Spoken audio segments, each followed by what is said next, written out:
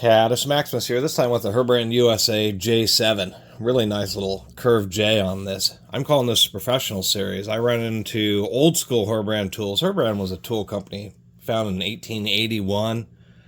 Them, along with Bonnie, were very early purveyors of using alloy seals, including chrome vanadium.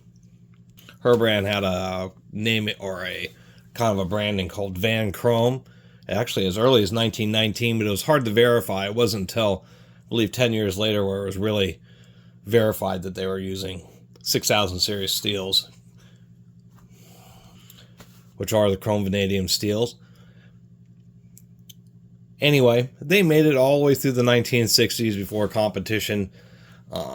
They just decided that they didn't want to try to push and resize themselves to meet the competition. Instead, they sold out to a company, Kelsey Industrial Manufacturing, who ended up buying Utica tools, as well as Bonnie.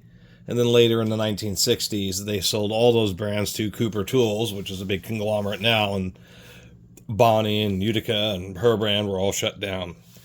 I've run into actually did a video on an old Herbrand ratchet, as well as one that was labeled Herbrand, but I think it was just like some Chinese or just some terrible department store tool that was still trying to sell some stuff based on Herbrand's name. Is absolutely horrendous. Then I ran into this ratchet, saw as a Herbrand.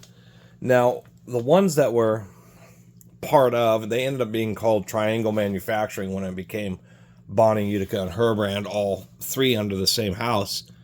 And there is usually a little triangle. So this ratchet would have been probably at the latest 1960s, maybe it's the 1950s. I'm not entirely sure. It has a surprisingly modern look. I mean, it has a really nice chrome finish. We can see how good the chrome plating is under the switch. The chrome is worn off, but definitely no signs of chipping, even here on the sides. Probably the worst thing is this ratchet has been used, had a good life, and there is an insane amount of wobble. And I was going to point out this.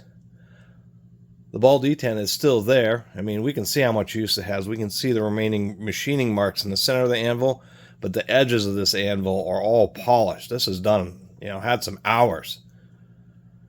Pulling sockets on and off, slow. See how these balls are retained as they do a little stamp here, which kind of squeezes the steel until over and prevents the ball from escaping the hole.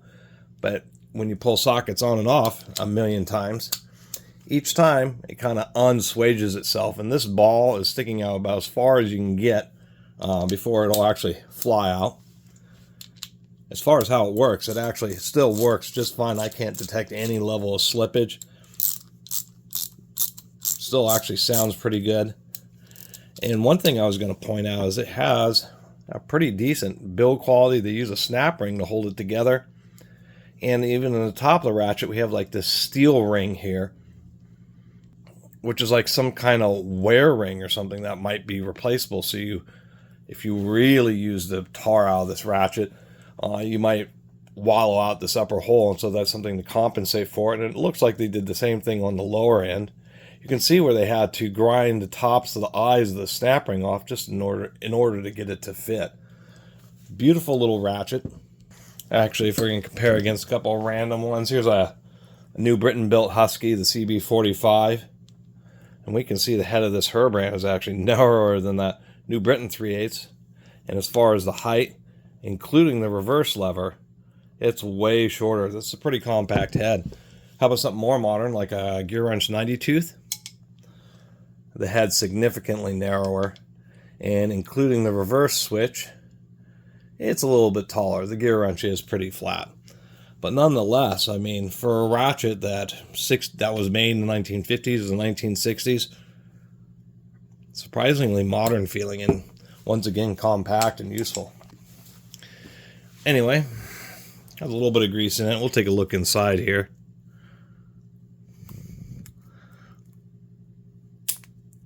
Oop. I didn't even follow my own usual advice. When you're popping out snap rings like this, try to hold your fingers over them so they don't shoot off and disappear into oblivion. Pop that out.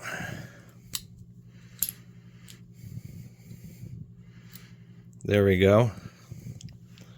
Here's our bottom plate. No, that's actually a pretty thick bottom plate for the size of the ratchet, and that's just a machined out area that doesn't appear to be a pressed fit ring. It's just additional area for support. Here is our little anvil. Actually, the gear teeth look just fine on this one. No stretch teeth, no evidence of slipping or skipping, even when it's somebody respected this. Obviously, a little ratchet head like this, if you really went at it, you could easily cause some damage.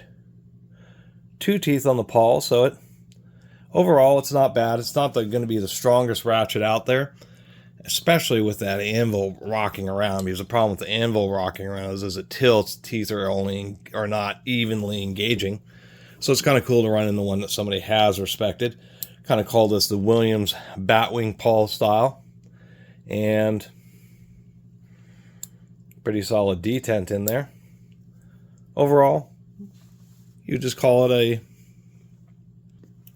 just a decent all-around ratchet. I'm going to see if I can't find some type of washer that I'm running low, but I have this little collection of thin washers that I use to try to tighten up ratchets like this. We'll see what I can do. Forgot to hit record putting in the washer. Anyway, I did find a washer, and it did help, but I was realizing part of the issue is just the fact that this bottom plate here, actually if I reverse directions, bottom plate actually doesn't have quite as tight of a fit as you might expect. That's contributing to some of the play because, of course, the bottom plate can shift back and forth. But nonetheless, taking up some of the linear slack in this direction prevents it from having the ability to walk or wobble quite so much. A lot better. A little bit of lube in there. Beautiful sounding. Actually, it sounds a little different in revert or in unfasten than it does in fasten, probably because it spent more ratchet cycles loosening things, or it could just be a quirk of the ratchet itself. Also with the wobble, we can see here that there's still just a bit of play between the top of the anvil and this eyelet here. So only so much I can do, but I'm still pretty happy about what I was able to achieve. And to tell you the truth, the only real concerning thing here is that is a tiny little stem on that reverse lever, and I'm actually kind of surprised it still is held, or it has held up all these years under all this use, mainly because it is so thin and you drop ratchets, and little tangs on reverse levers are the type of things that break. But stoked to be able to add this to my collection. And just never knew that Herbrand actually had a ratchet that was like this, that was essentially just a modern, we'll call it Williams-esque design. That type of pawl is very common, and kind of stoked about it. So it'd be nice to be able to find, of course, the 1/4 inch and the 1/2 inch and even the 3/4 inch version if they had it.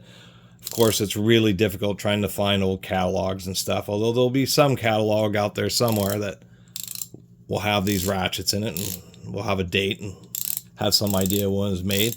But nonetheless, still the nicest Herbrand ratchet that I've ever seen. And in the world of ratchets, even today, pretty smooth. And I didn't count the teeth, but it's definitely not a 24 tooth. I'm suspecting it's somewhere between 36 and 44 or something like that, as far as the tooth count is concerned. Going around 90 degrees, I'm counting 1, 2, 3, 4, 5, 6, 7, 8, 9, 10, 11, maybe 11 or 12. It's kind of hard doing it this way, but definitely not the coarsest of ratchets, particularly in this era. So not a lot else to say. I do like the compact head on this ratchet a lot. Even compared to modern ratchets, like that gear wrench is a lot thinner But this, a lot of times, it's this width makes as much as a difference as the overall height of the ratchet, because it just allows you to get closer into spaces. And I'm stoked to have been able to share the nicest Herbrand ratchet I've ever seen, this particular J7. One of the, I guess it would be the last of the American-made ones. I guess the only other comment, this is a softer knurling, and a lot of people would like that. I tend to prefer a more aggressive knurling. I just like the rough texture, but nonetheless, not bad. Thanks for watching.